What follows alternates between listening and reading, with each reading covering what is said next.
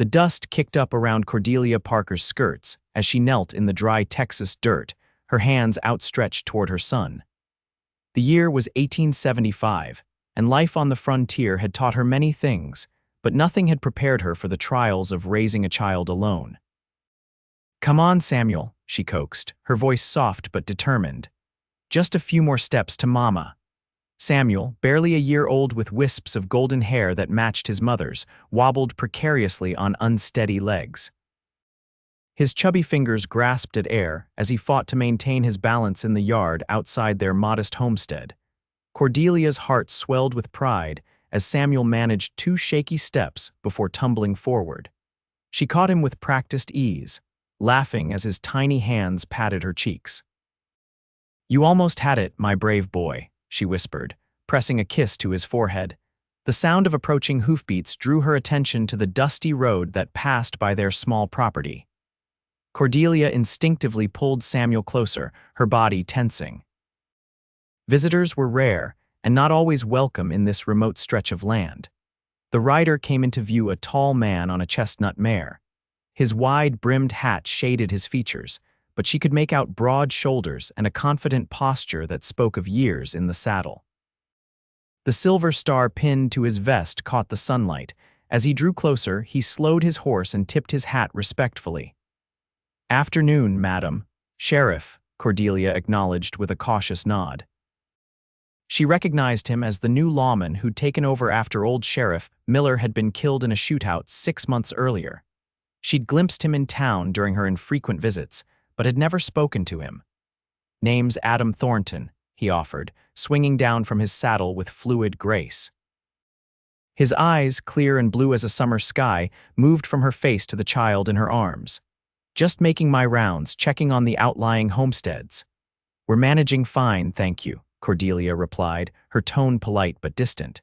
She'd learned to be wary of strangers, even those with badges. Adam Thornton nodded, seeming to understand her caution. "Been some trouble with cattle rustlers north of here. Just want to make sure everyone stays safe." His gaze softened as it returned to Samuel, who was watching the newcomer with wide-eyed curiosity. "Handsome boy you've got there." "Thank you," Cordelia said, her grip on her son relaxing slightly. There was something reassuring about the sheriff's presence, a steadiness that contrasted with the harshness of their surroundings. Samuel squirmed in her arms, eager to continue his walking practice. Cordelia set him down carefully, keeping her hands ready to catch him. "Was he trying to walk just now?" Adam asked, watching as Samuel wobbled and took an uncertain step. Cordelia nodded. "He's determined to master it, though he spends more time falling than walking at the moment." A smile spread across Adam's weathered face, crinkling the corners of his eyes. "Mind if I stay a moment? My sister's boy just started walking too." Something in his tone, a hint of genuine interest rather than mere politeness, made Cordelia nod her consent. She turned her attention back to Samuel, who had managed to stand up again and was bouncing slightly on his feet, preparing for another attempt. "Come on, Samuel," she encouraged, kneeling a few feet away from him. "Come to Mama." Samuel took one wobbly step, then another, his small face scrunched in concentration.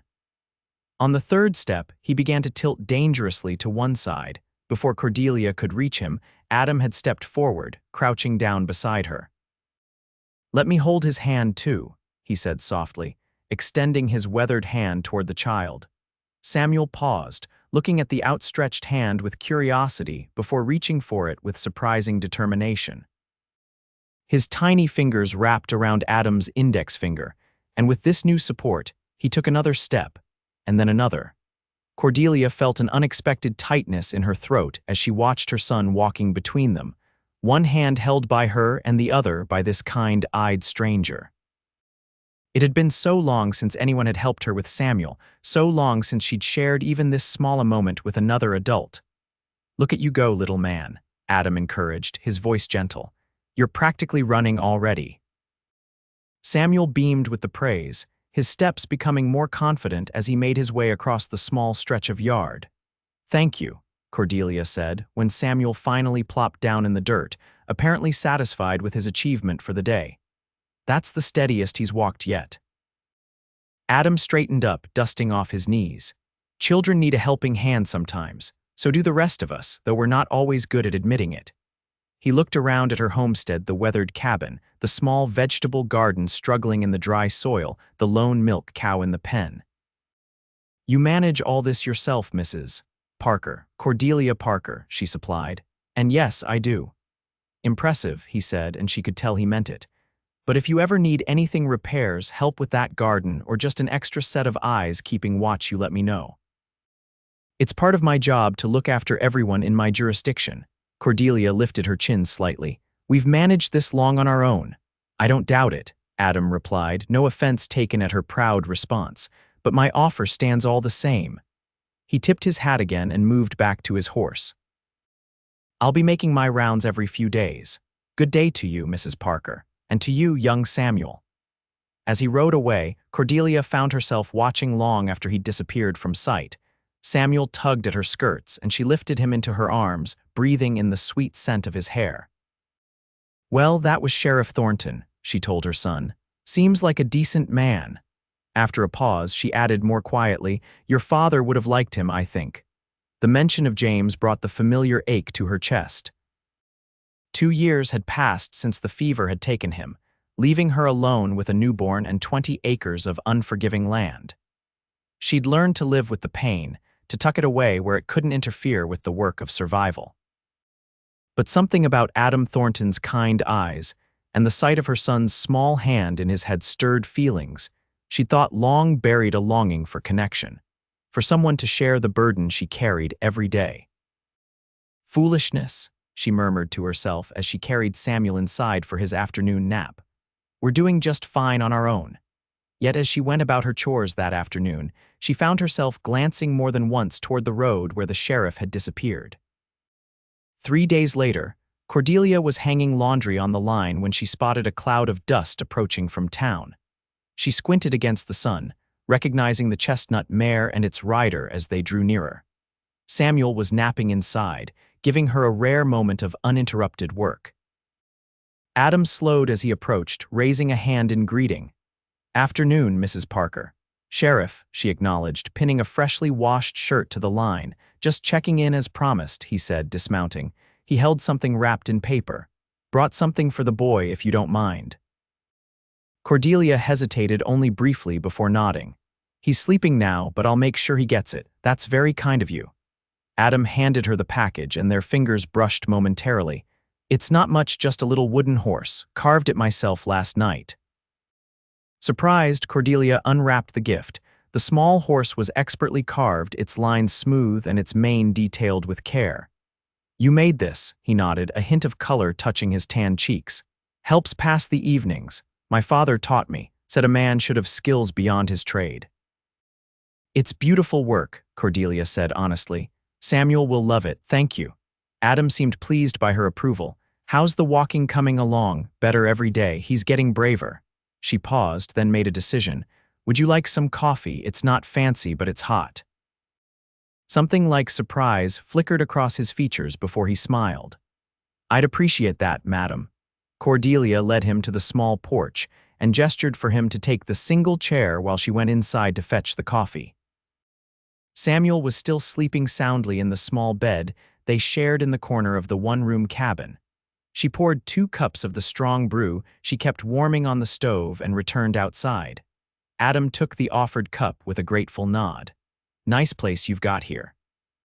How long have you been on this land? Almost 3 years, Cordelia replied, leaning against the porch railing. My husband James and I came from Missouri. He had dreams of raising cattle, but... She trailed off, the familiar grief rising unexpectedly. I heard about your loss, Adam said quietly. I'm sorry, Cordelia nodded, taking a sip of her coffee to hide the sudden tightness in her throat.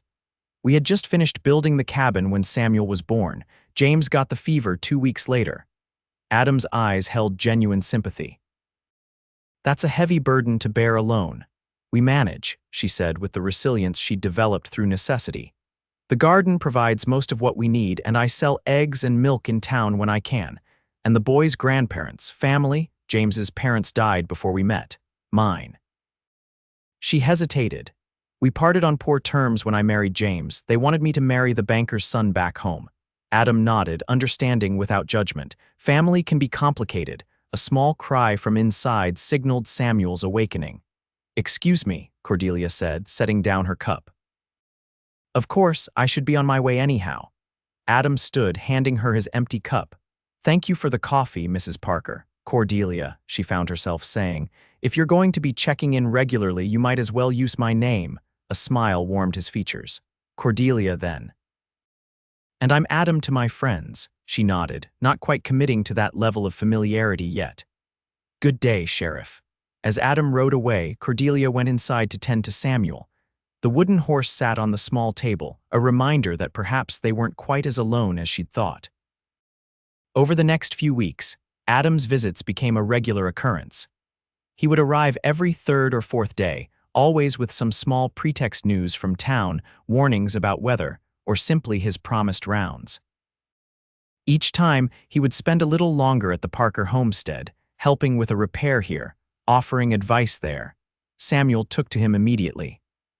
The boy would light up at the sight of the sheriff, holding his arms up to be lifted high into the air with squeals of delight. Adam always obliged, his face softening with genuine affection as he played with the child. One particular afternoon in late spring, Adam arrived to find Cordelia struggling with a broken wagon wheel. Samuel was sitting nearby in a makeshift playpen, happily stacking wooden blocks. "That looks like a two-person job," Adam called as he approached. Cordelia straightened, wiping sweat from her brow with the back of her hand. "The axle's stuck. I need to get to town tomorrow to sell the eggs, but this wheel won't cooperate." Adam dismounted and removed his jacket. "Let me take a look." Together, they managed to free the damaged wheel and replace it with the spare Cordelia had been saving. The work was hard and dirty, but Adam approached it with cheerful determination that made the task seem lighter somehow. When they finished, Cordelia invited him to stay for supper, a simple meal of rabbit stew and cornbread, but filling and flavorful. "This is delicious," Adam said appreciatively as he took a second helping. "Been a long while since I had a home-cooked meal this good. Don't you cook for yourself?" Cordelia asked, cutting small pieces of stew meat for Samuel, who sat on her lap. Adam shook his head. "Most nights I eat at the boarding house or the saloon, never was much good at cooking." "Everyone should know how to feed themselves properly," Cordelia said matter-of-factly. "It's not difficult once you learn the basics. Is that an offer to teach me?" Adam asked with a smile. Cordelia felt a warmth creep into her cheeks. "Perhaps, if you're willing to learn." After they finished eating, Adam helped clear the table, then knelt on the floor to play with Samuel while Cordelia washed the dishes. The domestic scene struck her suddenly how natural it felt to have him there, how easily he had slipped into their small world. "He's getting steadier on his feet," Adam observed as Samuel toddled around the cabin, occasionally using furniture for support. "Yes, though he still takes plenty of tumbles," Cordelia replied, drying her hands on her apron. "But he never stays down for long." "Like his mother," Adam said quietly. Cordelia looked at him, startled by the perception. Their eyes met across the small room, and something unspoken passed between them, an acknowledgement, perhaps, of the strength they recognized in each other. The moment was broken when Samuel stumbled into Adam's legs, looking up with a grin that showed his few tiny teeth. Adam scooped him up effortlessly. "Time for this young cowboy to hit the hay, I reckon," he said, bouncing Samuel gently. "Indeed," Cordelia agreed, taking her son from Adam's arms. "And time for his sheriff friend to head back to town before it gets too dark." Adam nodded, reaching for his hat. At the door, he paused. "Cordelia," he said, his voice suddenly serious. "There's a social at the church this Sunday after services. Would you and Samuel consider attending?" As my guests, the invitation surprised her. She hadn't been to a social gathering since before James died. "I don't know, Adam. I'm not much for crowds these days." "I understand," he said quickly, "but it might do you both good to spend some time around others. And—" He hesitated. "It would mean a lot to me if you'd come." Cordelia looked down at Samuel, who was already half asleep against her shoulder. "I'll think about it," she promised. Adam's face brightened. "That's all I ask. Good night, Cordelia." "Good night, little man," he added softly, gently touching Samuel's head. After he left, Cordelia put Samuel to bed and sat by the window, watching the stars emerge in the vast Texas sky. The idea of going into town, of facing the curious stares and whispered comments, made her stomach tighten. But the thought of disappointing Adam made her feel even worse. "What do you think, James?" she whispered to the night. "Is it time to rejoin the living?" The only answer was the soft sound of Samuel's breathing and the distant howl of a coyote. But somehow she thought her husband would have approved. Sunday dawned clear and warm. Cordelia dressed with unusual care, selecting her one good dress, a blue calico that James had always said matched her eyes. She bathed Samuel and dressed him in the outfit she'd made from fabric scraps, carefully saved for special occasions. "You look very handsome," she told her son as she combed his fine blonde hair. "Just like your papa." The ride into town was nerve-wracking. Cordelia hadn't attended church services since shortly after James's death, when the sympathetic glances had become too much to bear. As she approached the white clapboard building, she could already feel eyes turning toward her wagon. Adam was waiting by the church steps, looking different in his Sunday best, a dark suit with a neatly pressed shirt and string tie. His face broke into a wide smile when he spotted her, and he hurried to help her down from the wagon. "You came," he said, the pleasure evident in his voice. "We came," she confirmed, adjusting Samuel on her hip, "though I can't promise we'll stay long." "However long you're comfortable with," Adam assured her, placing a gentle hand at the small of her back as he guided her toward the church. "You look beautiful, by the way." The service passed in a blur of hymns and prayers. Cordelia was acutely aware of Adam beside her in the pew, of the curious glances from the congregation, of the way Samuel behaved beautifully throughout, as if sensing the importance of the occasion. Afterward, tables were set up outside for the social. Women laid out covered dishes while men set up games for the children. Adam stayed close to Cordelia, introducing her to people she'd only seen in passing during her infrequent trips to town. "Mrs. Parker, it's so good to see you again," said Mrs. Thompson, the shopkeeper's wife. "And this must be little Samuel." "My, how he's grown, thank you," Cordelia replied, feeling awkward but grateful for the woman's warmth. "It's good to be here." As the afternoon progressed, Cordelia found herself relaxing slightly. The townspeople were welcoming, the food was plentiful, and Samuel was thriving under the attention of the other children and adults. Adam never strayed far from her side, his steady presence a comfort in the unfamiliar social waters. "Sheriff Thornton has been checking on us regularly," she explained when Mrs. Thompson commented on their obvious familiarity. "He's been very kind. He's a good man, Mrs. Thompson agreed with a knowing smile. "The town's been blessed to have him after what happened to Sheriff Miller, and he's still unattached, you know," she added with a meaningful glance. Cordelia felt her cheeks warm. "I'm not looking for attachments, Mrs. Thompson. Samuel and I do fine on our own." "Of course, dear," the older woman patted her hand. "But there's no harm in having friends, is there?" Before Cordelia could respond, a commotion near the church drew everyone's attention. A rider had arrived, his horse lathered from hard riding. "Sheriff," the man called, spotting Adam. "Trouble at the Richardson place. Cattle rustlers hit during the service." Adam was immediately in motion, his relaxed demeanor replaced by professional urgency. "How many? Anyone hurt?" "At least 4 men. They wounded Tom Richardson when he tried to stop them. His boy rode for help." Adam turned to Cordelia, regret clear in his eyes. "I have to go." "Of course," she said, understanding completely. "Be careful." He hesitated, then quickly squeezed her hand. "I'll come check on you when I get back." Cordelia watched as Adam gathered several men and rode out, the social forgotten in the face of the emergency. She felt a strange mix of pride and fear as he galloped away, pride in his dedication to his duty and fear for his safety. "Come, dear," Mrs. Thompson said gently.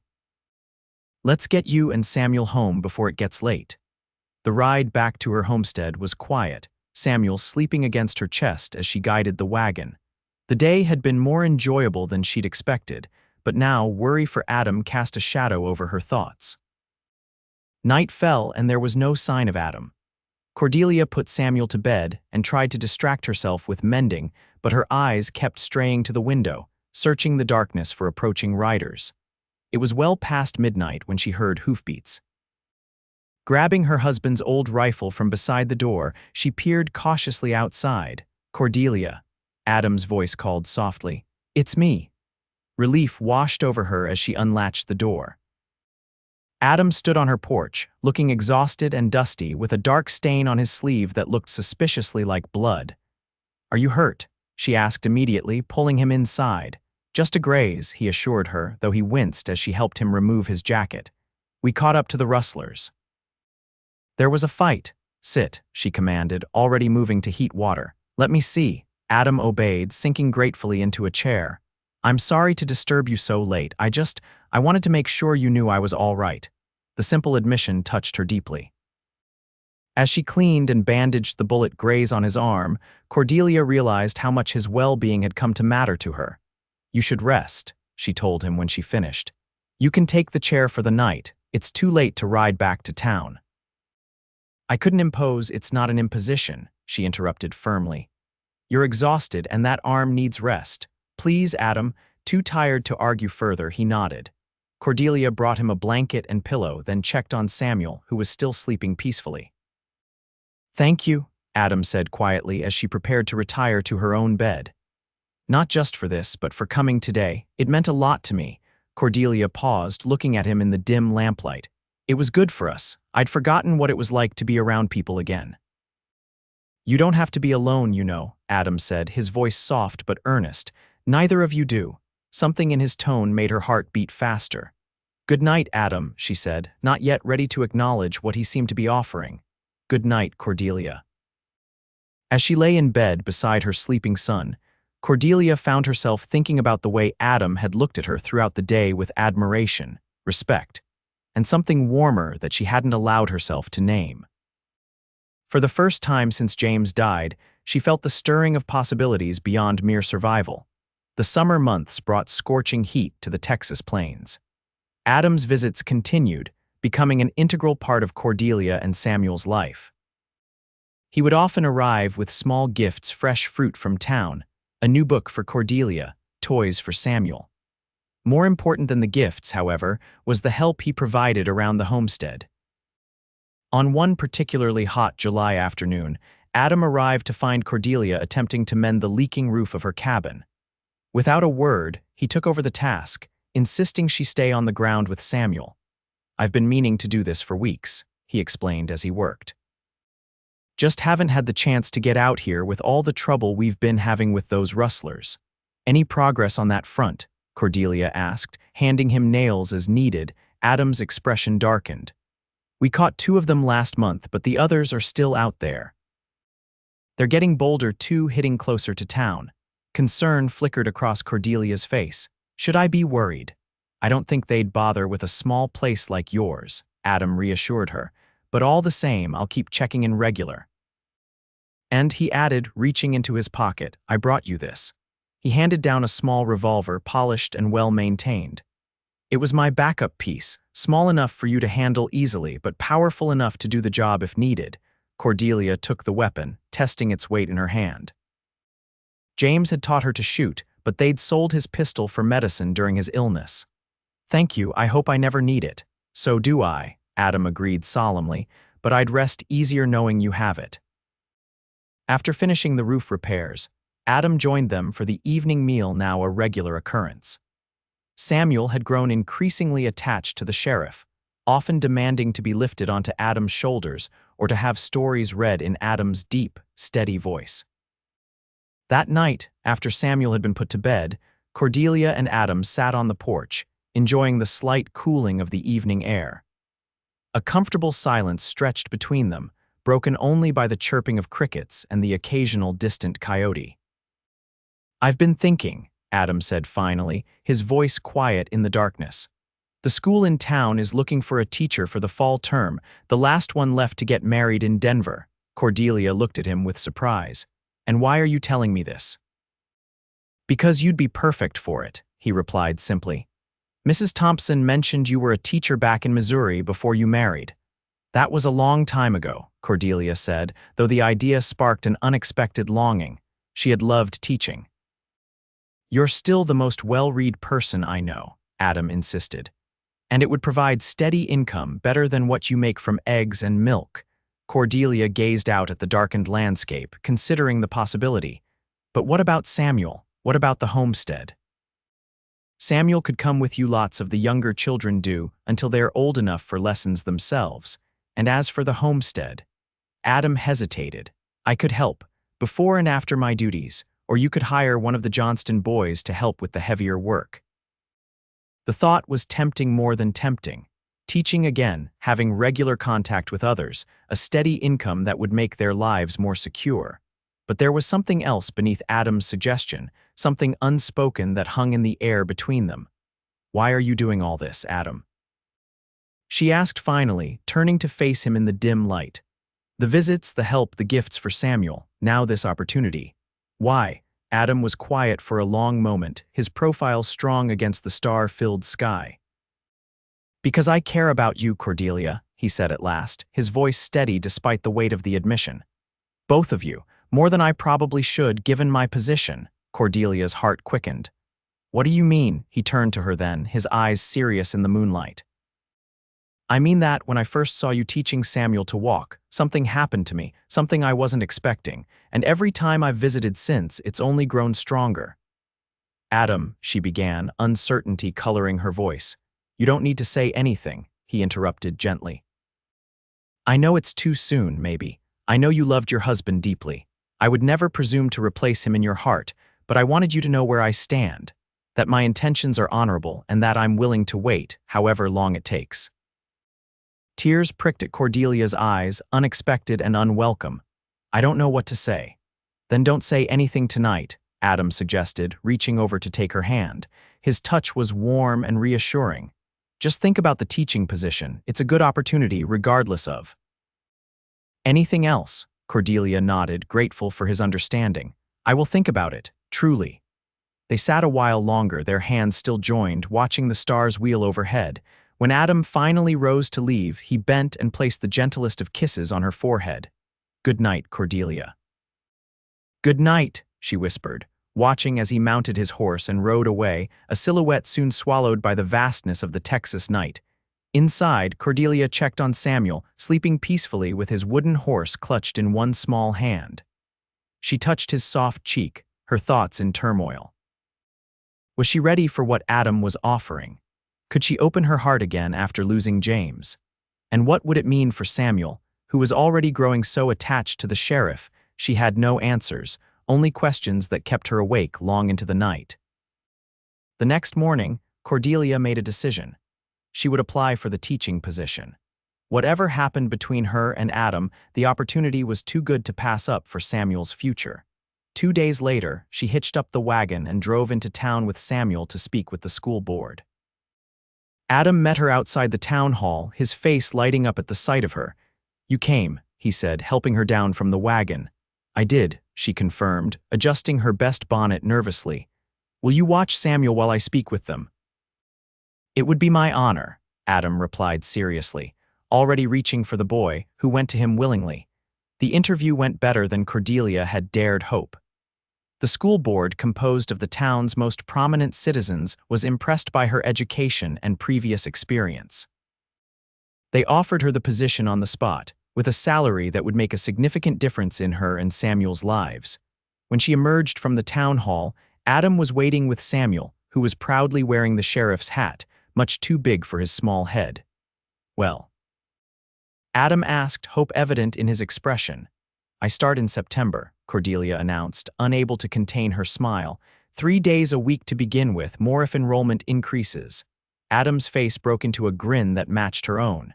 That's wonderful news. We should celebrate. Dinner at the hotel. My treat. The invitation was tempting, but Cordelia hesitated. Being seen dining with the sheriff would certainly set tongues wagging. I don't know, Adam. Just as friends, he assured her quickly. To celebrate your new position, nothing improper. After a moment's consideration, Cordelia nodded. All right, but I need to stop by the general store first. Samuel needs new shoes if we're going to be coming to town regularly. The meal at the hotel was the finest Cordelia had eaten in years. Adam was attentive and charming, making sure both she and Samuel had everything they needed. Samuel, for his part, behaved remarkably well, though by the end of the meal he was growing tired and cranky.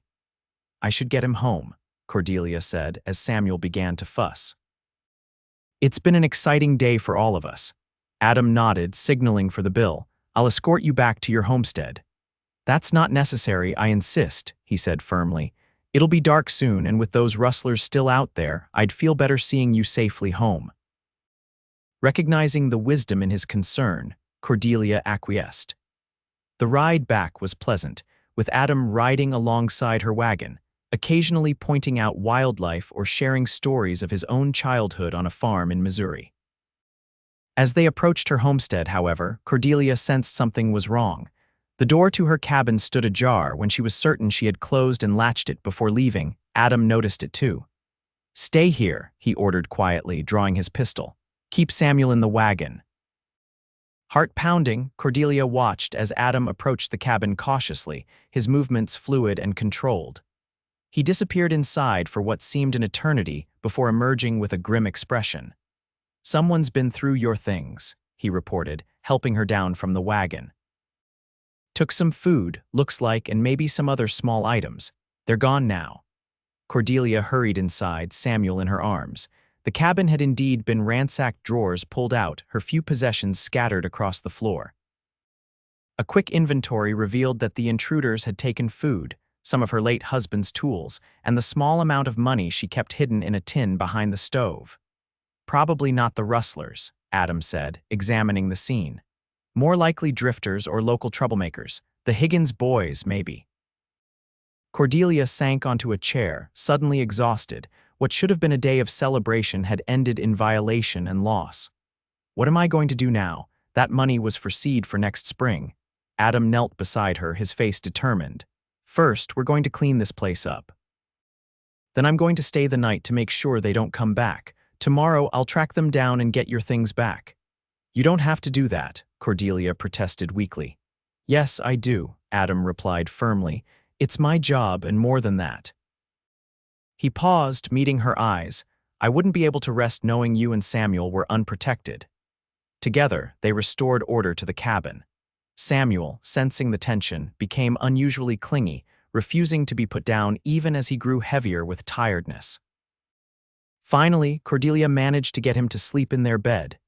"He's exhausted, poor little man," she whispered, rejoining Adam by the fire. "Too much excitement for one day." Adam nodded, his expression softening as he glanced toward the sleeping child. "He's a good boy, strong like his mother." Cordelia smiled faintly at the compliment. "Sometimes I wonder if I'm doing right by him, trying to manage everything alone." "You're doing better than right," Adam assured her. "You're giving him a good life, a safe home, love. That's more than many children have. But is it enough?" Cordelia asked, voicing the doubt that had plagued her since James's death. "A boy needs more than just his mother. He needs guidance, a man's influence as he grows." Adam was quiet for a moment, staring into the fire. "Cordelia," he said finally, "I know it might be too soon to speak of such things, but I want you to know that I would be honored to provide that influence, if you'd allow it." The directness of his statement took her breath away. "Adam, I'm not asking for promises," he continued quickly. "Just consideration. I care deeply for both of you. I think you know that by now." Cordelia really looked at him in the flickering firelight. She saw the strength in his features, the kindness in his eyes, the steadiness that had been her anchor these past months. "I do know," she admitted softly. "And I care for you too, Adam, more than I expected to, more than I thought possible after James." Hope bloomed in Adam's expression. "Then will you consider allowing me to court you properly, with respect for your loss and at whatever pace feels right to you?" The question hung between them, weighty with possibility. Cordelia thought of all the reasons to say no, it was too soon. She was still grieving, her focus should be solely on Samuel and their survival. But then she thought of Adam's patient kindness, the way Samuel lit up at his arrival, the feeling of rightness when he was near. "Yes," she said finally, her voice quiet but certain. "I will consider it." Adam's smile was like sunrise breaking across the plains. He reached for her hand, bringing it gently to his lips. "That's all I ask for now." They sat together by the fire until late in the night, talking quietly about their pasts, their hopes, the future that suddenly seemed full of new possibilities. When Cordelia finally retired to bed beside Samuel, her heart felt lighter than it had in years, despite the day's troubles. Adam slept in the chair by the door, his gun within easy reach. In the morning, he would track down the thieves and recover what was stolen. And after that, they would begin whatever journey lay ahead of them, step by careful step. Just as she had once held Samuel's hand while he learned to walk, Cordelia would learn to move forward again, with Adam holding her hand too. The summer flowed into autumn, bringing cooler temperatures and the start of Cordelia's teaching position. 3 days a week, she and Samuel would make the journey into town, where she would instruct the town's children while Samuel played with the younger siblings of her pupils under the watchful eye of Mrs. Thompson, who had become something of a surrogate grandmother to the boy. Adam courted her with respectful patience, never pushing for more than she was ready to give. Their relationship evolved naturally: shared meals, Sunday socials, quiet evenings on her porch talking about everything and nothing. He became a fixture in their lives, teaching Samuel to fish in the creek that ran near her property, helping with repairs around the homestead, bringing news and supplies from town. The school term was going well. Cordelia had 15 pupils ranging in age from 6 to 16, and she found herself falling in love with teaching all over again. The children were eager to learn, and the parents were grateful for her dedication. As October painted the landscape in russet and gold, Adam began accompanying Cordelia and Samuel home from town more frequently.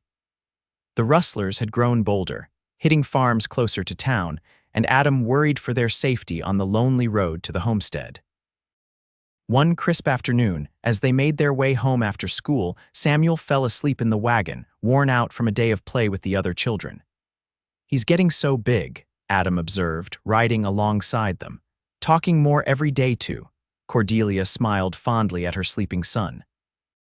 "Yes, he's quite the chatterbox now. Mrs. Thompson says he's advanced for his age. Takes after his mother," Adam said with a warm glance. "Smart as a whip."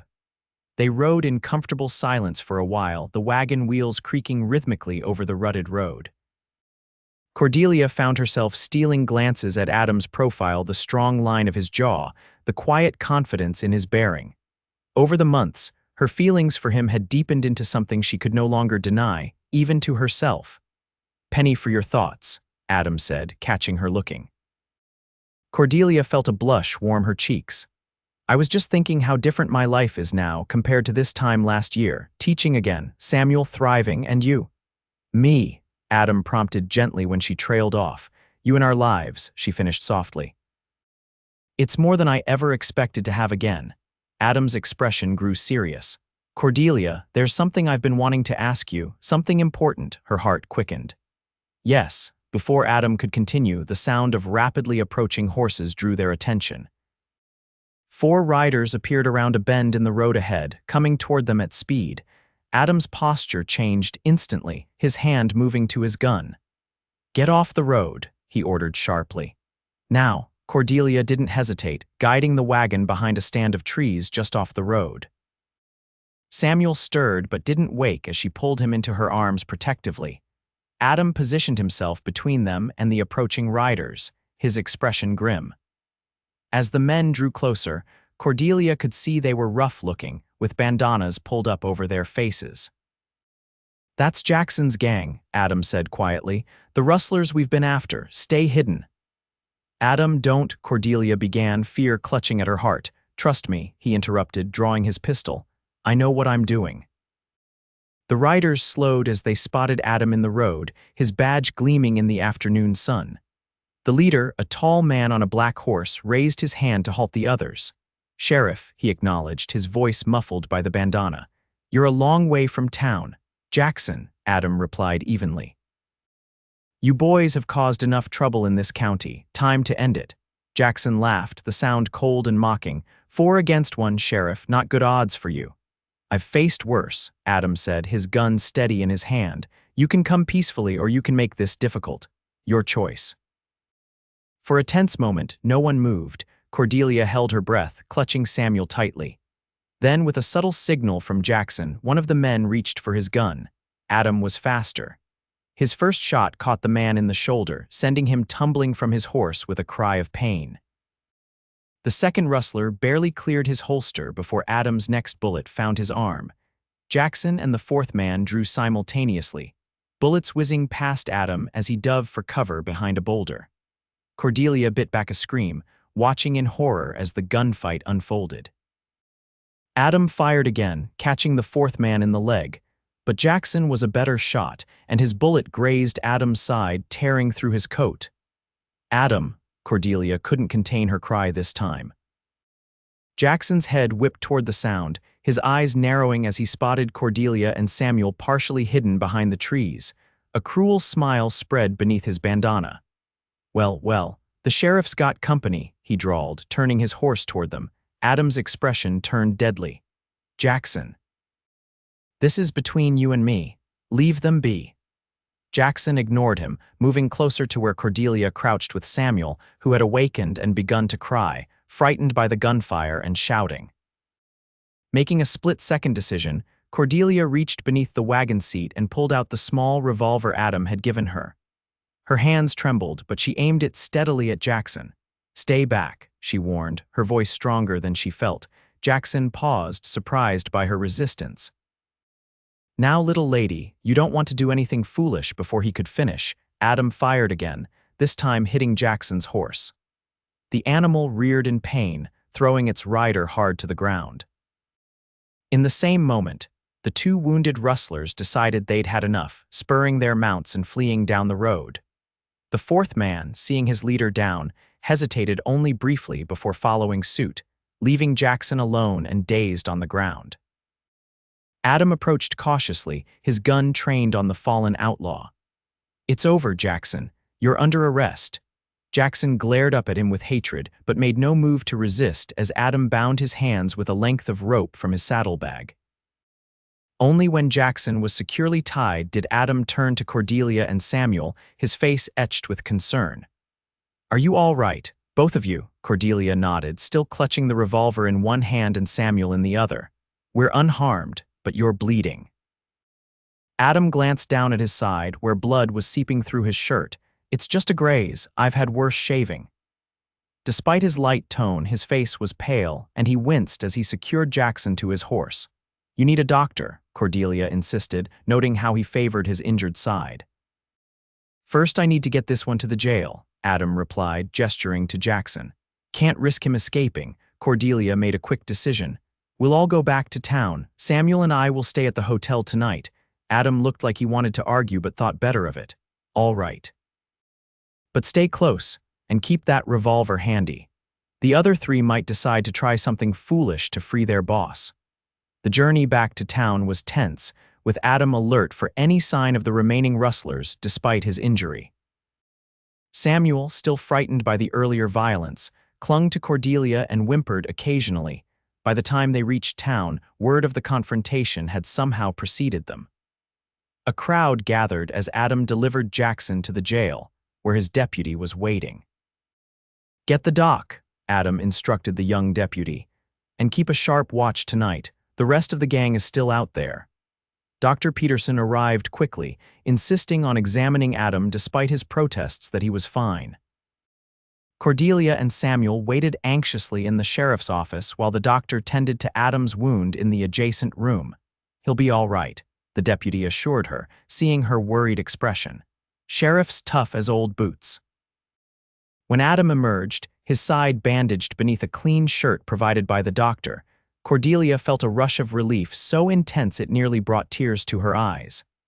"The doctor says you need rest," she informed him, rising to her feet with Samuel in her arms. Adam nodded, looking weary but determined. "And I'll get it after I make sure you and Samuel are safely settled at the hotel." Despite Cordelia's protests, Adam insisted on escorting them to the hotel and personally inspecting the room before he would leave them. Only when he was satisfied with their security did he agree to return to his own quarters above the jail. "I'll check on you first thing in the morning," he promised, lingering in the doorway. "Try to get some rest." "You too," Cordelia replied softly. "And Adam, thank you for protecting us today." A shadow crossed his face. I put you in danger. If I hadn't been with you, if you hadn't been with us, they might have done worse, Cordelia interrupted firmly. You saved us. Adam's eyes held hers for a long moment. There's still something I need to ask you, Cordelia. Something important, but it can wait until tomorrow when we're all calmer. After he left, Cordelia prepared Samuel for bed, grateful for the small carpet bag of essentials she always carried for their trips to town. The boy was unusually quiet, still processing the frightening events of the day. Sheriff Adam is very brave, isn't he, Mama? He asked as she tucked him into the hotel bed. Yes, sweetheart, he is, Cordelia agreed, smoothing his hair. Is he going to be my new papa? Samuel asked with the directness only a child could manage. The question caught Cordelia off guard. Why do you ask that, Samuel? Because he loves us, Samuel replied simply. And you smile more when he's around, and I heard Mrs. Thompson tell Mrs. Davis that you and the sheriff would make a fine match. Cordelia felt heat rise to her cheeks. Did she now? Samuel nodded solemnly. So is he, going to be my papa. Looking into her son's trusting face, Cordelia found she couldn't dismiss the question with a platitude. Would you like that if he was? Samuel considered the question with surprising seriousness for his young age. Yes, he decided finally. He tells good stories and he teaches me things, and he makes you happy. He does make me happy, Cordelia admitted softly, more to herself than to Samuel. Very happy. Then he should be my papa, Samuel concluded with the straightforward logic of childhood before yawning widely. Time to sleep, little man, Cordelia said, kissing his forehead. We'll talk more tomorrow. As Samuel drifted off to sleep, Cordelia sat by the window, looking out at the quiet town. Her thoughts kept returning to Adam, his courage today, his steadfast presence in their lives these past months, the question he'd wanted to ask her before they were interrupted. In her heart, she knew what that question would be. And for the first time, she knew with absolute certainty what her answer would be. Morning came with clear skies and a sense of anticipation. Cordelia dressed carefully in her blue calico dress, the one Adam had once commented brought out the color of her eyes, and helped Samuel into his cleanest outfit.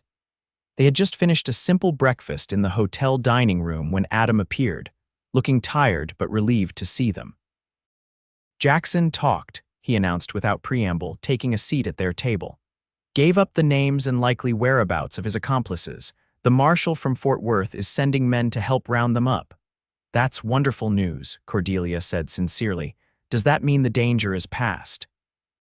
Adam nodded, accepting the cup of coffee a waitress placed before him. Should be. Jackson was the brains of the operation. Without him, the others will likely scatter. Samuel, who had been unusually quiet, suddenly spoke up. Sheriff Adam, are you going to ask my mama to marry you? Cordelia nearly choked on her tea. Samuel, that's not actually, Adam interrupted gently, his eyes never leaving Cordelia's face. That's exactly what I was planning to ask yesterday before we were so rudely interrupted. The dining room suddenly seemed very quiet, though Cordelia was vaguely aware of other patrons pretending not to listen while watching with great interest. Perhaps we should continue this conversation somewhere more private, she suggested, her cheeks burning. Adam shook his head, a smile playing at the corners of his mouth. I don't mind an audience, not for this. He reached across the table, taking her hand in his.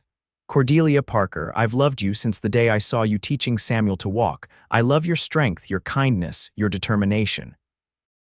I love the way you've rebuilt your life after loss, the way you care for your son, the way you've opened your heart to the possibility of loving again. Cordelia's eyes filled with tears as Adam continued, his voice steady and sure. I would be honored if you would become my wife. I promise to cherish you both, to protect you with my life, to be a father to Samuel and a faithful husband to you for all my days. Samuel watched with wide eyes, looking back and forth between them. Say yes, Mama, he whispered loudly. A laugh escaped Cordelia, breaking the tension of the moment. It seems my son has made his opinion clear, she said, squeezing Adam's hand. And I find I agree with him completely. Yes, Adam Thornton, I will marry you. The dining room erupted in applause and cheers as Adam rose, came around the table, and gathered Cordelia into his arms for a kiss that was both tender and filled with promise.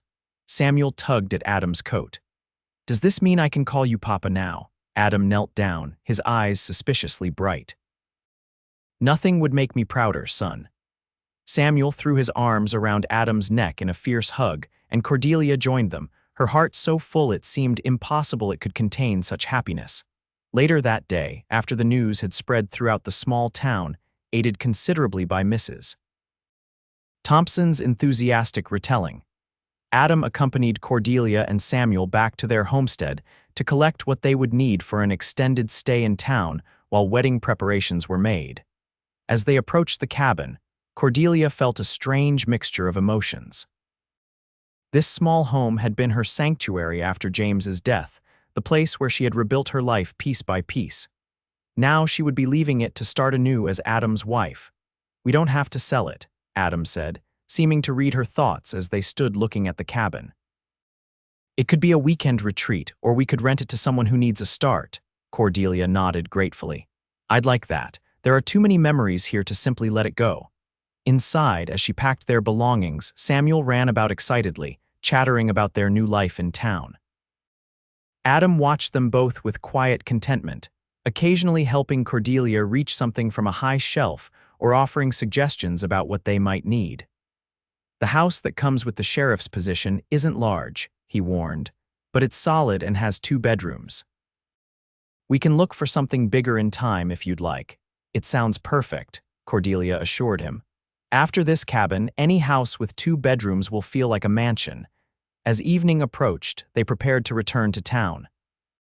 Cordelia took one last look around the cabin, her eyes lingering on the corner where she had once taught Samuel his first steps. "Are you ready?" Adam asked gently. Standing in the doorway with Samuel already seated in the wagon outside, Cordelia took a deep breath and nodded. "Yes," she said, moving toward him with certainty in her step. "I'm ready." Adam offered his hand and she took it, just as she had that first day when he had knelt beside her and said, "Let me hold his hand too." Together, they walked out of the cabin and toward the future that awaited them. The wedding took place 2 weeks later in the white clapboard church, where they had attended that first social together. The entire town turned out for the occasion, filling the small building to capacity.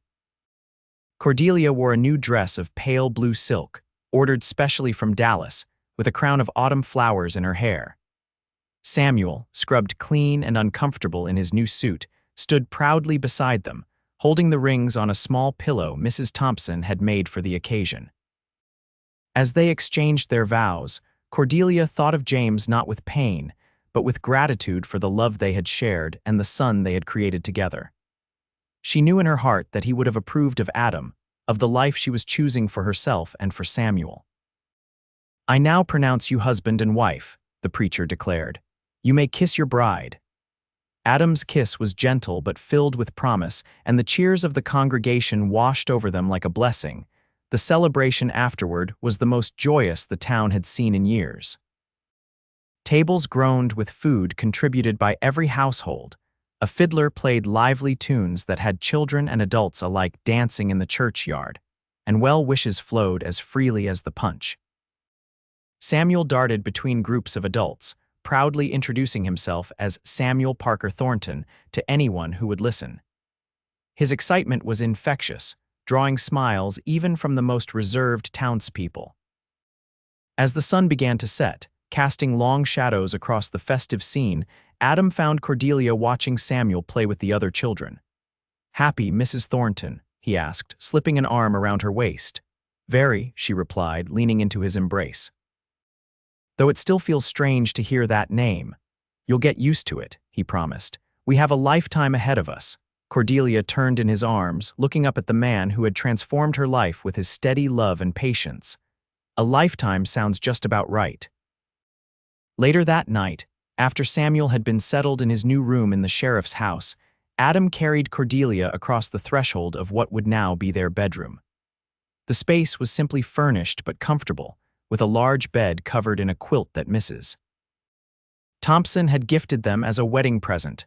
"Welcome home," Adam said softly, setting Cordelia gently on her feet. "Home," she repeated, the word filling her with warmth. "Yes, it is." Their first night as husband and wife was tender and passionate, a culmination of the love that had grown between them over the months of courtship.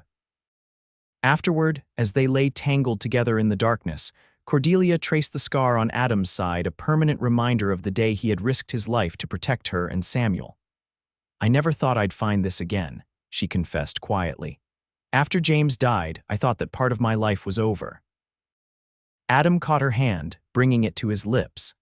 "Life has a way of surprising us. When I took the job as sheriff here, I wasn't looking for a family either, just trying to do some good after what happened in my last posting."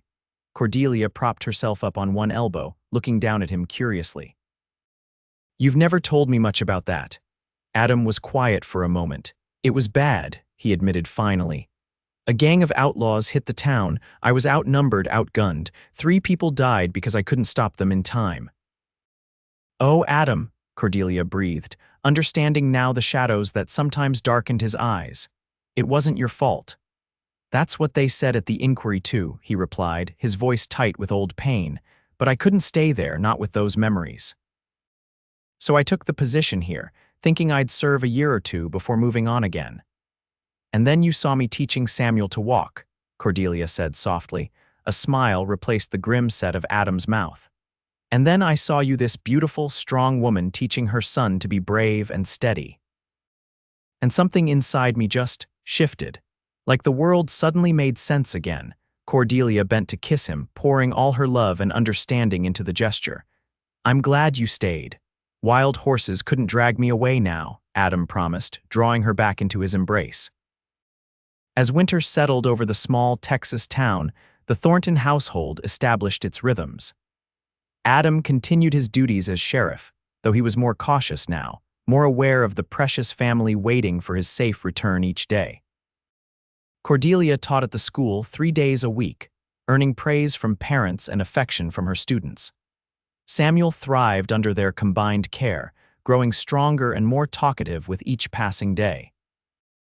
On Christmas Eve, they gathered in their small parlor, now decorated with pine boughs and red ribbons.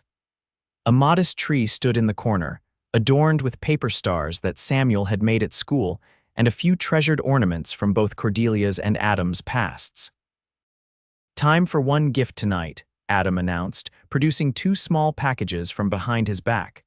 "The rest will wait for morning." Samuel tore into his gift with enthusiasm, revealing a hand-carved set of toy soldiers. "Thank you, Papa," he exclaimed, immediately arranging the figures for an imaginary battle. Cordelia opened her package more slowly, gasping when she saw the delicate gold locket inside. "Adam, it's beautiful. Open it," he urged gently. Inside were 2 tiny portraits, one of Samuel, grinning widely, and one of Adam in his sheriff's finery.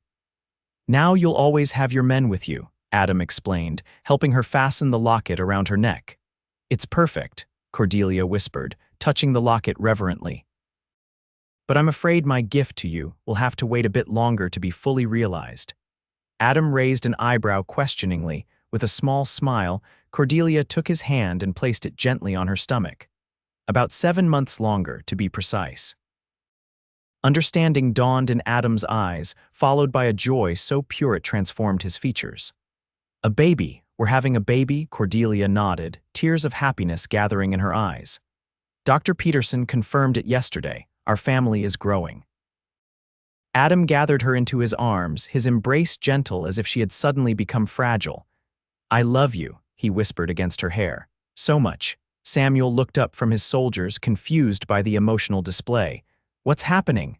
Why are you crying, Mama?" Cordelia laughed through her tears, holding out an arm to include him in their embrace. "Happy tears, sweetheart. You're going to be a big brother." Samuel's eyes widened. "A brother like Billy Thompson has. Maybe a brother, maybe a sister," Adam explained, lifting Samuel onto his lap. "We won't know until the baby arrives this summer." Samuel considered this information seriously before nodding his approval. "I'll teach them to walk," he declared confidently. "Like you taught me, Mama. And I'll help," Adam added, catching Cordelia's eye over their son's head. "We'll both hold their hands." As the fire crackled in the hearth and snow began to fall softly outside the windows, Cordelia looked at her family, her son, now secure and happy, her husband, whose love had given her a second chance at joy, and the new life growing within her, a promise of future happiness. From that first moment when Adam had knelt in the dust beside her, offering his hand to her toddling son, their lives had been intertwined, moving steadily toward this perfect moment of completeness. "Yes," she agreed, her heart full beyond measure. "We'll all hold hands together." The following summer, as wildflowers painted the Texas plains in vibrant colors, Cordelia gave birth to a daughter they named Hope.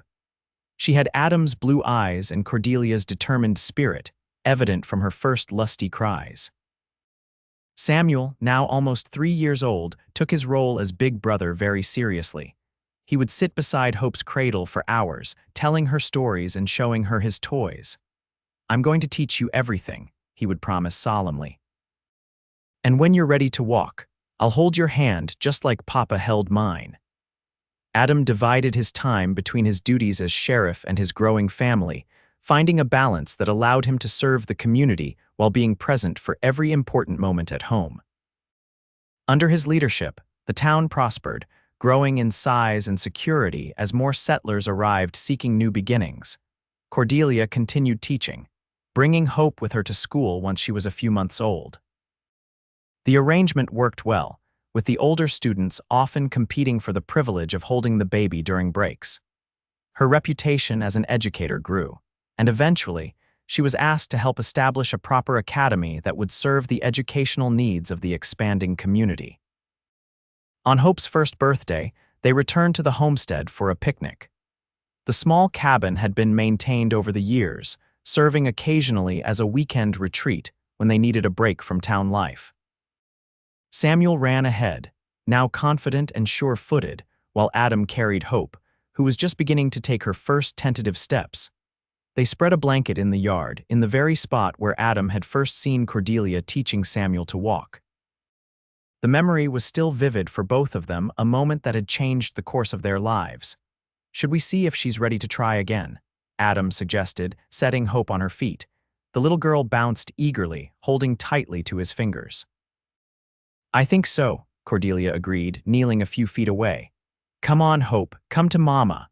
Samuel positioned himself beside his sister, his expression serious with responsibility. "I'll help her, Mama." Hope looked from her brother to her mother, her face a study in concentration. With Adam supporting her from behind and Samuel holding one of her hands, she took one shaky step, then another. "That's it," Samuel encouraged. "Just like I showed you." Halfway to Cordelia, Hope let go of Samuel's hand, determined to complete the journey on her own. 3 wobbly steps later, she tumbled into her mother's waiting arms, giggling with triumph. "She did it," Samuel crowed, jumping with excitement. She walked by herself. Adam joined them, pride evident in his face as he gathered his family close. "She's a fast learner, gets that from her mother." "And her determination from her father," Cordelia added with a smile, leaning into his embrace. As the afternoon sun bathed them in golden light, Cordelia looked at the life they had built together, a life that had begun with a simple offer of help, a steady hand extended to a toddling child and his struggling mother. "I was so afraid to accept help back then," she mused. "So determined to prove I could manage alone." Adam's arm tightened around her shoulders. "And you could have," he acknowledged. "You're the strongest woman I've ever known, but I'm grateful every day that you let me be part of your journey." Samuel and Hope were now chasing butterflies across the yard, their laughter carrying on the warm summer breeze. The sound filled Cordelia's heart with a joy so complete it almost hurt. "The best journeys are the ones we don't walk alone," she said softly, turning to meet her husband's loving gaze. "Thank you for holding our hands, Adam Thornton." "Always," he promised, sealing the word with a kiss as their children's laughter surrounded them like a blessing, a family forged through love, resilience, and the courage to begin again.